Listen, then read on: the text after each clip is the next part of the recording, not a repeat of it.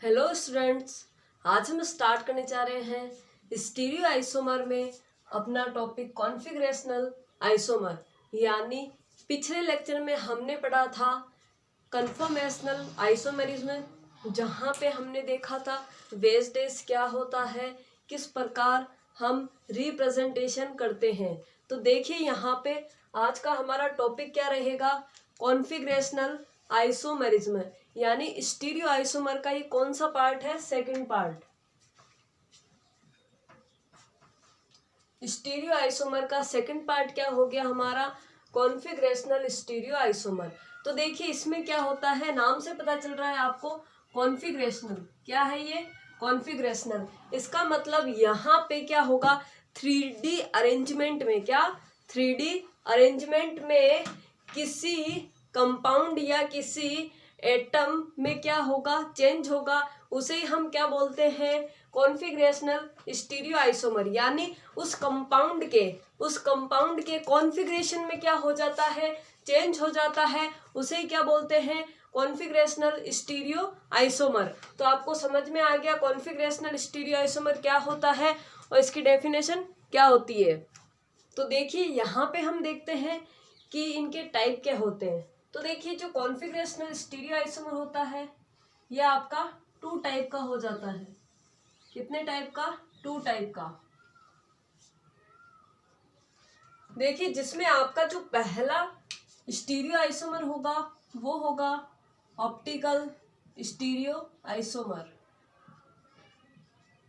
क्या होगा, optical configurational stereo isomer. अब हमने लास्ट लेक्चर में देखा था कि ऑप्टिकल जो आपका कॉन्फिगरेशनल स्टीरियो आइसोमर होगा उसे हम कैसे डिफाइन करेंगे। फिर है सेकंड हमारा यहाँ पे जियोमेट्रिकल। क्या हो जाएगा, जियोमेट्रिकल कॉन्फिगरेशनल स्टीरियो आइसोमेरिज्म। अब देखिए यहाँ पे बहुत ही इंपॉर्टेंट है आपको समझना कि ऑप्टिकल क्या होता है और जियोमेट्रिकल क्या होता है। तो देखिए जो ऑप्टिकल कॉन्फिगरेशनल स्टीरियो आइसोमर होता है उसमें मस्ट कंडीशन क्या होती है, sp3 कार्बन। क्या होती है मस्ट कंडीशन, sp3 कार्बन। और जो ज्योमेट्रिकल आइसोमर होता है इसमें मस्ट कंडीशन क्या होती है, रेस्ट्रिक्ट रोटेशन। क्या, रेस्ट्रिक्ट रोटेशन। अब देखिए बताया था मैंने रेस्ट्रिक्ट रोटेशन क्या होता है, जहां पे आपको C डबल बॉन्ड C दिख जाए वो क्या हो जाएगा, आपका रेस्ट्रिक्ट रोटेशन हो जाएगा। अब देखिए सबसे पहले समझते हैं ऑप्टिकल क्या होता है।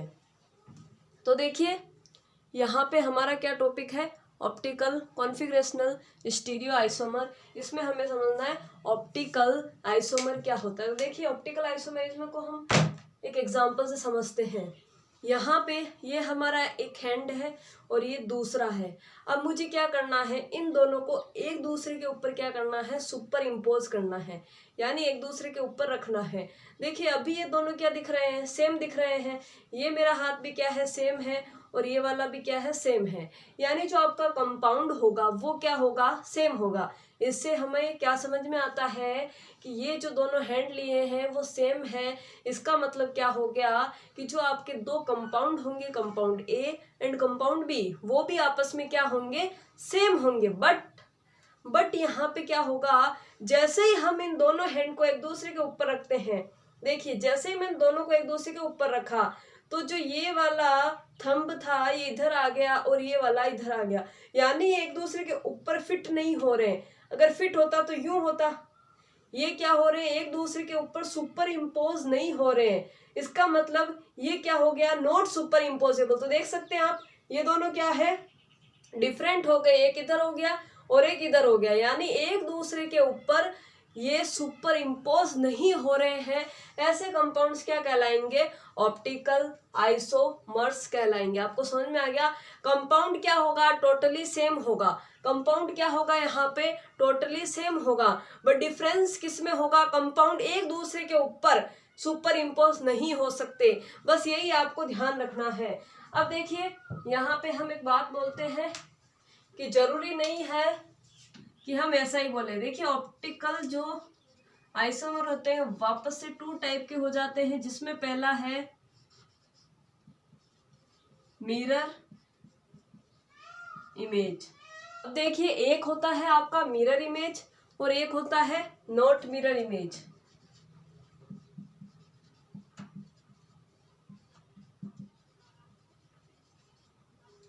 यानी यहाँ पे आपका जो कंपाउंड है वो एक दूसरे से मिरर इमेज हो भी सकते हैं और मिरर इमेज नहीं भी हो सकते हैं। जैसे हम मिरर में देखते हैं उसी प्रकार यहाँ पे क्या होगा, कंपाउंड होगा, लेकिन ये कंपाउंड क्या होगा, थोड़ा डिफरेंट होगा। अब देखिए मिरर इमेज कौन से कंपाउंड होते हैं, तो ये होते हैं आपके एनेंशियोमर। कौन होते हैं आपके, एनेंशियोमर्स होते हैं। और नॉट मिरर इमेज कौन होते हैं आपके, डाइस्टीरियोमर। कौन होते हैं, डाइस्टीरियोमर्स। तो आपको देखिए ये वर्ड एनेंशियोमर और डाइस्टीरियोमर समझना बहुत ही जरूरी है।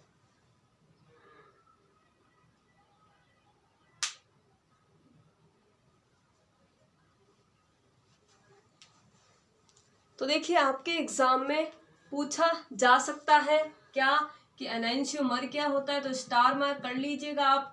और डाइस्टीरियोमर क्या होता है ये पूछा जा सकता है। ओके, अब देखिए सबसे पहले हम क्या समझते हैं कि एनेंशियोमर क्या होता है। तो देखिए एनेंशियोमर को मैंने क्या बोला, मिरर इमेज। क्या होगा ये, मिरर इमेज होगा।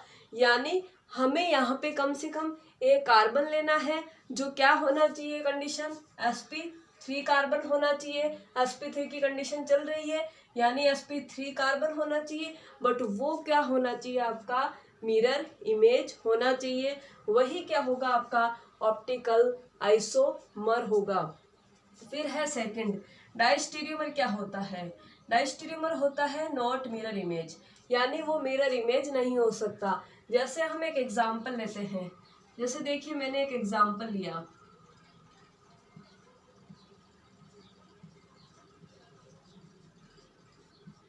देखिए जैसे मैंने यहाँ लिया H OH OH H। अब मुझे इसका क्या ड्रॉ करना है, डाइस्टीरियोमर। तो मैंने क्या कर लिया, इसका डाइस्टीरियोमर ड्रॉ कर लिया। तो देखिए मैंने अभी अभी क्या बोला, ये मिरर इमेज नहीं होंगे। तो देखिए ये मिरर इमेज कैसे नहीं होंगे आपको समझना है। देखिए डाइस्टीरियोमर में क्या होना चाहिए, कम से कम दो कार्बन, दो क्या होने चाहिए, कम से कम दो क्या होने चाहिए, कायरल सेंटर। तो देखिए एक ये वाला कार्बन हो गया, एक ये वाला कार्बन हो गया, यहाँ पे भी क्या हो गया, एक ये वाला और एक ये वाला, यानी दो हमारे पास क्या हो गए, कायरल सेंटर हो गए। बात करेंगे हम आगे कायरल सेंटर क्या होता है, अभी आप ये समझिए।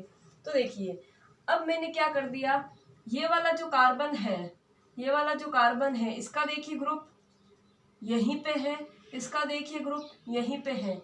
यानी एक जो कार्बन था उसमें किसी भी प्रकार का कोई चेंज नहीं किया गया है, बट चेंज कहाँ है, यहाँ पे है। देखिए आप, सॉरी मैंने चेंज नहीं करा, ये ऐसे होगा, यहाँ एच आएगा और यहाँ पे OH आएगा। तो देखिए यहाँ पे देखिए OH है तो यहाँ क्या है, H है, यहाँ पे H है तो यहाँ पे क्या है, OH है। इसका मतलब यहाँ पे एक कार्बन पे क्या हो गया, चेंज हो गया, जबकि दूसरे वाले कार्बन पे किसी भी प्रकार का चेंज नहीं हुआ। ऐसे कंपाउंड क्या कहलाते हैं आपके, डाइस्टीरियोमर। क्या कहलाते हैं, डाइस्टीरियोमर। बहुत ही अच्छे तरीके से आपको यहाँ पे समझना है कि डाइस्टीरियोमर क्या होता है। यानी ऐसे कंपाउंड जिनमें दो क्या हो, कम से कम कायरल सेंटर प्रेजेंट हो, उनमें से एक कायरल सेंटर पर कॉन्फ़िगरेशन में चेंज नहीं होगा, बट यहाँ पे जो दूसरा वाला कार्बन होगा वहाँ पे क्या होगा, कॉन्फ़िगरेशन में चेंज होगा। ऐसे कंपाउंड क्या कहलाएंगे, डाइस्टीरियोमर। आ गया समझ में। अब आपको ये समझना है कि इसे डाइस्टीरियोमर बोला तो ऐसे ही हम एनेंशियोमर किसे बोलेंगे। तो देखिए डाइस्टीरियोमर तो हमने दो कार्बन वाले को बोल दिया, लेकिन एनेंशियोमर में दो कार्बन की कोई भी आवश्यकता नहीं है, इसमें हम एक कार्बन भी ले सकते हैं। जैसे मैंने ले लिया यहाँ पे,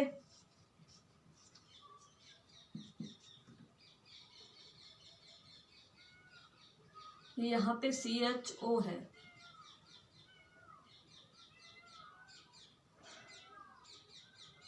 ओके, अब देखिए आप,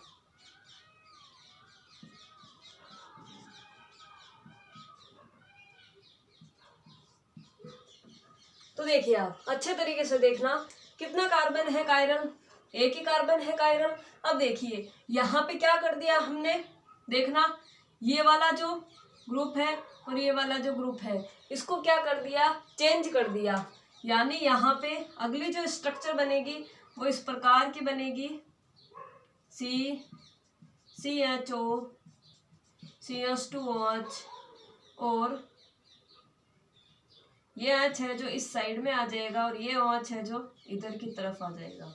तो देखिए आप अच्छे से देखना, देखिए अगर मैं यहाँ पे मिरर लगा दूं, क्या लगा दूं, मिरर, ये क्या हो गया हमारा, मिरर हो गया। तो देखिए आप मिरर लगाते हैं तो जैसे हम खड़े रहते हैं, जैसे मान लीजिए हम है, हम जैसे खड़े रहते हैं वैसे ही हम यहाँ पे हैं, लेकिन चेंज क्या होता है, हमारा हाथ चेंज होता है। यानी इधर वाला हैंड इधर दिखाई देता है, इधर वाला हैंड इधर दिखाई देता है। तो देखिए ये वाली तो पूरी की पूरी सेम है, ये वाली लाइन तो पूरी की पूरी सेम है, बट चेंज क्या हुआ, H की जगह OH आया है और OH की जगह H आया है। तो ये क्या हो गई, आपकी मिरर इमेज हो गई। इसीलिए मैंने क्या बोला, ऐसे ऑप्टिकल आइसोमर जो एक दूसरे के मिरर इमेज होते हैं, एटलीस्ट 1 कार्बन पे या कितने भी कार्बन हो सकते हैं, बट वो क्या होना चाहिए, मिरर इमेज होना चाहिए, कम से कम एक तो होना ही चाहिए ऐसा कार्बन। तो वहां पे क्या होगा, आपका ऑप्टिकल आइसोमर होगा, और वो कौन से टाइप का होगा, एनांशियोमर। बस ये ध्यान रखना है कि एनांशियोमर में क्या होती है, मिरर इमेज होती है। जैसे हम खड़े होते हैं, मिरर लगा हुआ होता है, तो हम जहाँ पे खड़े हैं वो तो एज इट इज दिखाई देगा, लेकिन अपोजिट दिखाई देगा। बट जो हैंड होते हैं वो क्या होते हैं, ये वाला हैंड उधर दिखाई देता है और ये वाला इधर दिखाई देता है, पूरा हमारा क्या दिखाई देता है, अपोजिट मिरर इमेज दिखाई देती है। इसी प्रकार एनांशियोमर में क्या हो गया, ये मिरर इमेज बन गई। इस प्रकार हम एनांशियोमर को डिफाइन करते हैं। अब देखिए यहाँ पे डायस्टीरियोमर, क्या देखना है हमें, डायस्टीरियोमर। तो देखिए डायस्टीरियोमर को मैंने क्या बोला है, नॉट मिरर इमेज। क्या बोला है, नॉट मिरर इमेज। इसका मतलब ये एक दूसरे की मिरर इमेज नहीं है। देखिए आप कैसे नहीं है, ये वाली लाइन जैसे हम खड़े हैं वो तो एज इट इज रहेगा, यानी ये वाली लाइन तो क्या है, एज इट इज है। देख सकते हैं आप, ये वाली लाइन तो एज इट इज है। यहाँ तक की बात हमें समझ आ गई। अब देखिए मिरर इमेज जब होती तो दोनों हैंड क्या होते हैं, इधर उधर दिखाई देते हैं। इसका मतलब ये H किधर आएगा, इधर, और ये OH इधर। हाँ जी आया हुआ है, ये रहा और ये रहा। तो देखिए ये H इधर आ गया, ये रहा, ये OH इधर, तो ये रहा, समझ में आ गया। बट देखिए यहाँ पे देखिए ये वाला H कहाँ है, यहीं पे है, और ये वाला H क्या है, यहीं पे है। मतलब यहाँ पे नीचे वाले जो कार्बन है इसमें किसी भी प्रकार का कोई चेंज नहीं हुआ है। अगर आप सोचिए हम यहाँ पे मिरर लगाते हैं तो ये वाला और ये वाला भी क्या होता है, चेंज होता है। जैसे ये और ये चेंज हुआ है वैसे ये और ये चेंज होता है। बट यहाँ पे क्या हुआ, ये और ये क्या है, खुद की जगह ही है, किसी प्रकार का चेंज नहीं हुआ है। इसका मतलब हमने यहाँ पे मिरर नहीं लगाया है, ये मिरर इमेज नहीं है। अगर ये मिरर इमेज होती तो ये वाले भी चेंज होते और साथ में ये वाले भी चेंज होते। इसका मतलब डायस्टीरियोमर आपका कभी भी मिरर इमेज नहीं हो सकता, ये आपको ध्यान रखना है। यानी इस प्रकार हमने क्या समझ लिया, एनांशियोमर और डायस्टीरियोमर को बहुत ही इजी वे में समझ लिया। आपसे क्वेश्चन पूछा जा सकता है कि निम्न में से किस एग्जाम्पल में एनांशियोमर होगा या किस में डायस्टीरियोमर होगा। यानी नीट लेवल के एग्जाम में ये क्वेश्चन पूछा जाता है, तो ICR में भी पूछने की बहुत ज़्यादा संभावना है। ये हो गया आपका पूरा का पूरा ऑप्टिकल आइसोमर फिनिश हो गया। बस आपको यही ध्यान रखना है कि यहाँ पे क्या होना चाहिए, कायरल सेंटर होना चाहिए, और यहाँ पे क्या होने चाहिए, दो कायरल सेंटर होने चाहिए। इस प्रकार हमारा ये वाला जो टॉपिक होता है ऑप्टिकल कॉन्फिगरेशनल आइसोमर का, वो क्या हो जाता है, फिनिश हो जाता है। अब देखिए हम यहाँ पे बात करते हैं ज्योमेट्रिकल स्टीरियो आइसोमर की। तो देखिए जो ज्योमेट्रिकल स्टीरियो आइसोमर होता है उसमें क्या होना चाहिए, डबल बॉन्ड होना चाहिए। मेन कंडीशन क्या है, डबल बॉन्ड होना चाहिए। यानी यहाँ पे क्या होना चाहिए, रेस्ट्रिक्ट रोटेशन होना चाहिए। ये हो गई आपकी फर्स्ट कंडीशन। अब यहाँ पे सेकंड कंडीशन क्या होती है कि जब एक कार्बन पे आप डबल बॉन्ड लगा रहे हो तो देखिए कार्बन की संयोजकता कितनी होती है, 4 होती है। मतलब इधर इधर इधर इधर भी कोई ग्रुप आएगा, तो यहाँ पे अगर आपने A ग्रुप लगाया तो आपको इधर B ग्रुप लगाना पड़ेगा। इधर आपने सी लगाया तो इधर आपको डी लगाना पड़ेगा। यानी आपने जो ये दोनों ग्रुप लिए हैं ये वाले, ये कभी भी सेम नहीं हो सकते। यानी ये ए और ए नहीं हो सकता, ये सी और सी नहीं हो सकता। यानी ये क्या होने चाहिए, हमेशा आपस में दोनों क्या होने चाहिए, डिफरेंट होने चाहिए। यही क्या होगा, आपका ज्योमेट्रिकल आइसोमर होगा। तो देखिए बहुत ही इजी है, ये थोड़ा क्या था, टिपिकल था। देखिए ज्योमेट्रिकल आइसोमर में दो कंडीशन ध्यान रखनी है। एक एग्जाम्पल लेते हैं, जैसे मैंने आपको एक एग्जाम्पल दिया यहाँ पे इस प्रकार से। आपको इस एग्जाम्पल में बताना है कि यहाँ पे ज्योमेट्रिकल आइसोमर पॉसिबल है या नहीं है, आपको बताना है। जल्दी से सोचिए, मैंने क्या बोला था, पहली कंडीशन डबल बॉन्ड होना चाहिए। हाँ जी, डबल बॉन्ड प्रेजेंट है। फिर मैंने क्या बोला कि ये जो ग्रुप होते हैं वो क्या होने चाहिए, अलग अलग होने चाहिए, यानी डिफरेंट होने चाहिए। बट ये दोनों क्या है, सेम ही है। तो सेकंड कंडीशन क्या हो गई, गलत हो गई। इसका मतलब ये ज्योमेट्रिकल आइसोमर नहीं होगा।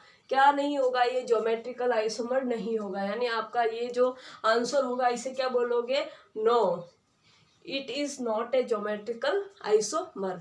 जैसे हम एक सेकंड एग्जांपल लेते हैं, जैसे मैंने एक आपको एग्जांपल दिया है यहाँ पे,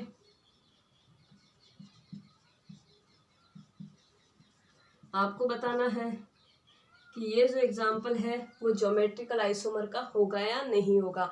जल्दी से सोचिए, ये मैंने आपको एक एग्जाम्पल दिया है, जल्दी सोचिए, फास्ट, जल्दी। देखिए पहली क्या थी आपकी कंडीशन, डबल बॉन्ड। हाँ जी, डबल बॉन्ड है तो क्या हो गई, फर्स्ट कंडीशन फुलफिल हो गई। फिर सेकंड कंडीशन क्या है, ये वाले ग्रुप क्या होने चाहिए, अलग अलग। देखिए अलग अलग है, ये वाले ग्रुप भी क्या है, दोनों अलग अलग। यानी ये कंडीशन भी क्या होती है आपके, फुलफिल।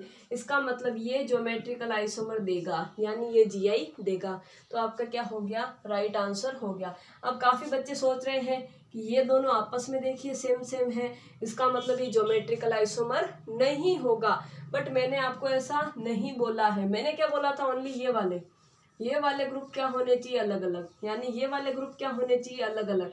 इन ग्रुप का मैंने आपको बोला ही नहीं है। आपको इन ग्रुप से किसी प्रकार का कोई मतलब नहीं रखना है। आपको ओनली ये वाले ग्रुप देखने हैं और ये वाले ग्रुप देखने हैं। तो ये क्या है, दोनों ही यहाँ पे अलग अलग हैं। तो ये क्या देंगे आपको, ज्योमेट्रिकल आइसोमर देंगे। अब देखिए यहाँ पे हम नेक्स्ट एग्जाम्पल की बात करते हैं। तो देखिए नेक्स्ट एग्जाम्पल, जैसे मैंने यहाँ पे लिया C double bond CH3 C2 H5 Cl Br। तो आपको बताना है यहाँ पे ज्योमेट्रिकल आइसोमर होगा या नहीं होगा। जल्दी से बताइए क्या होगा यहाँ पे, ज्योमेट्रिकल आइसोमर होगा या नहीं होगा। तो देखिए ग्रुप, देखिए दोनों ग्रुप क्या है, अलग अलग।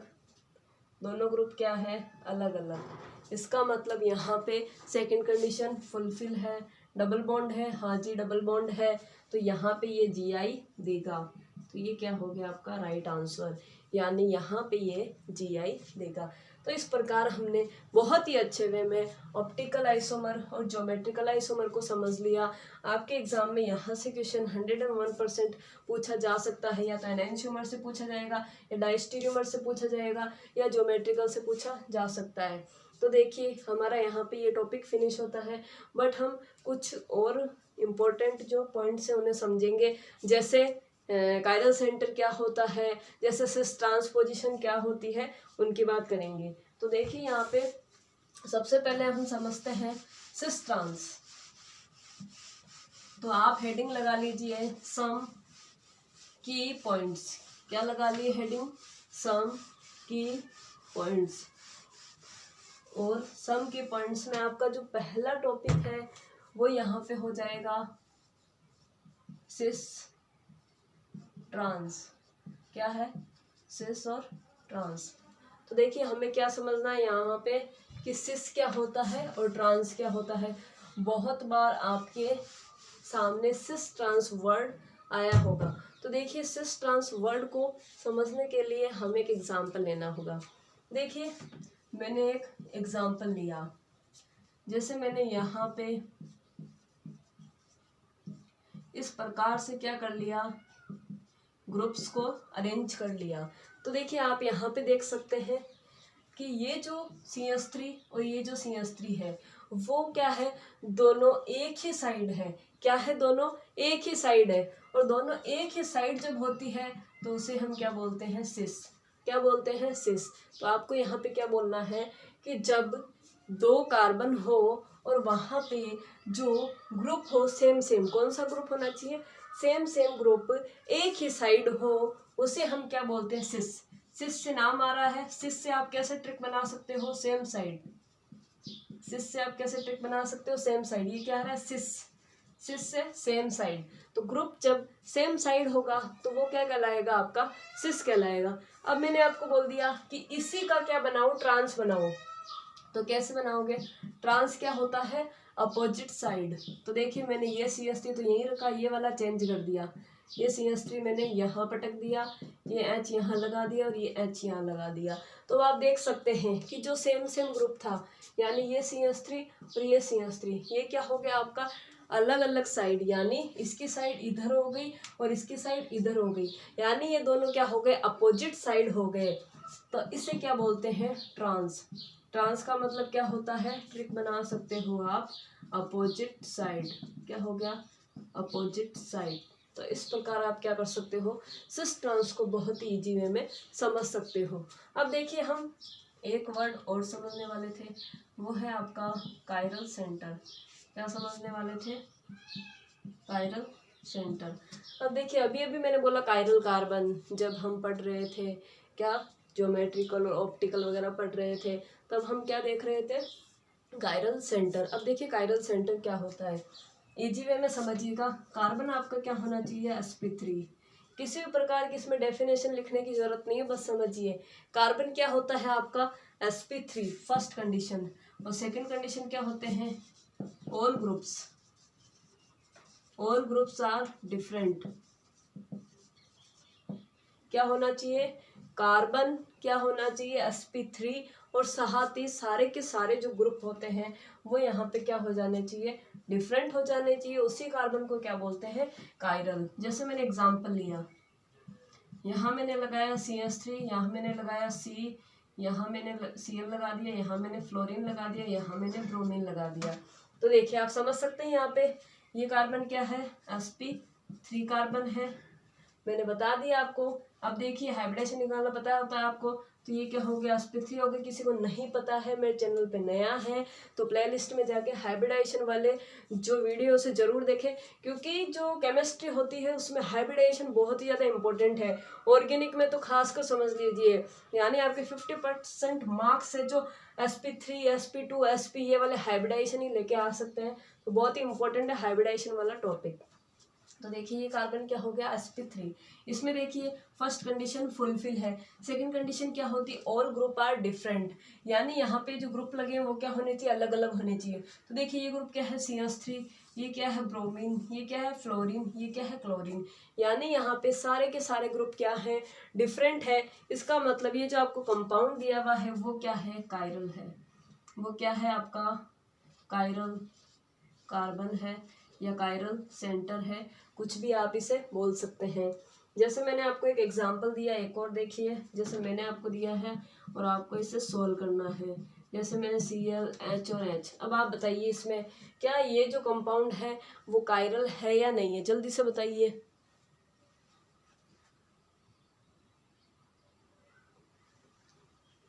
जल्दी से बताइए आपकी जो दिया हुआ आपको कंपाउंड है वो कायरल है या नहीं है। तो देखिए पहली कंडीशन क्या होती है, sp3 कार्बन। तो हाँ जी sp3 कार्बन तो यहाँ पे है। फिर क्या है, चारों ग्रुप क्या होने चाहिए, डिफरेंट। हाँ डिफरेंट है, हाँ डिफरेंट है, हाँ डिफरेंट है। लेकिन यहाँ पे देखिए फिर से हाइड्रोजन आ गया, यानी ये दोनों क्या हो गए, आपस में सेम। और जब भी यहाँ पे कोई भी कंपाउंड सेम आ जाता है तो वो कायरल नहीं होगा। तो आप इसे क्या बोलोगे, नॉट कायरल। तो इस प्रकार आप क्या कर सकते हो, पूरे कॉन्फिगरेशनल आइसोमर को समझ सकते हो। तो देखिए इस प्रकार हमने पूरा का पूरा आइसोमरिज्म समझा, क्वेश्चंस भी करे तो यहाँ पे हमारा जो आइसोमर वाला पार्ट होता है वो आज क्या हो जाता है, फिनिश हो जाता है। अब हम नेक्स्ट लेक्चर में अपना नेक्स्ट टॉपिक लेंगे। तो अगर आपको हमारा वीडियो अच्छा लगे तो प्लीज़ हमें सपोर्ट करिए, हमारे चैनल को सब्सक्राइब करिए और साथ ही वीडियो को लाइक करिए, अपने फ्रेंड्स के साथ शेयर करिए ताकि उन्हें भी क्या हो सकते हैं, यहाँ पे फ़ायदा हो सके। तो बने रहिए हमारे चैनल के साथ। Thank you.